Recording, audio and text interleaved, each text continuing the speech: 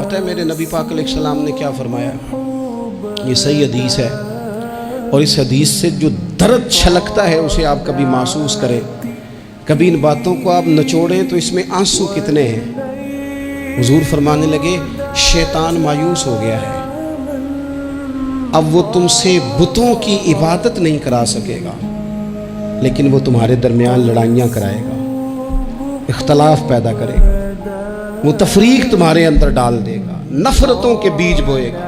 عبادت نہیں وہ کرا سکتا، نہ اپنی نہ کسی بت کی۔ مایوس ہو گیا، میری امت بتوں کے سامنے نہیں جھکے گی۔ حضور نے بات کی صحیح حدیث میں، لیکن اس کے پاس ایک حربہ رہ گیا، تمہیں لڑائے گا، اختلاف پیدا کرائے گا۔ صحیح العقیدہ لوگ بھی آپس میں لڑ پڑتے ہیں، جنگ و جدال کا بازار گرم ہے۔ حضور فرمانے لگے جو حق پہ ہونے کے باوجود صلح کی خاطر جھگڑا چھوڑ دے، فرمایا میں وعدہ کرتا ہوں رب اسے جنت عطا فرمائے گا۔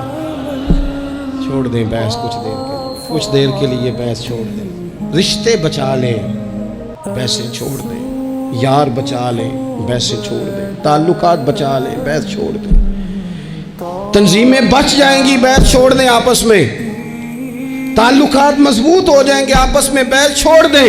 اور جتن جتن تے ہر کوئی کھیڑے، کدے ہارن بھی کھیڑ فقیرہ، وہ جتن دا مل کوڈی پیندائی، ہارن دا مل ہیرا۔ ہار جاؤ یار، رشتے بچ جائیں گے، ہار